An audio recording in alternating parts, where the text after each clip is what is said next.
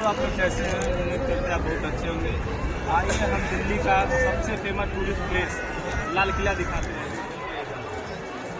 हमारा दोस्त भी देखिए हमारे साथ बैठे, हम लोग 3 लोग हैं।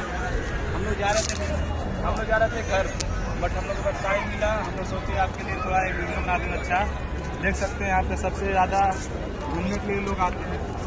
देखिए सब यहाँ पे सबसे ज़्यादा गर्लफ्रेंड बॉयफ्रेंड लोग आते हैं एंजॉय करने के लिए। आप नहीं गए तो आप भी आइए और एंजॉय करिए, मस्त रहिए, स्वस्थ रहिए। तो दोस्तों आज माहौल यहाँ पे ठीक इसलिए नहीं है क्योंकि जो आतंकवादियों द्वारा जम्मू कश्मीर में अटैक हुआ था, इसकी वजह से माहौल थोड़ा ठंडा है। नहीं तो यहाँ का नज़ारा आप देखेंगे तो आप बोलेंगे हाँ कोई नज़ारा है दोस्तों। तो क्या कर सकते हैं दोस्तों, आप भी देखिए। ये हमारा सबसे फेमस प्लेस है लाल किला।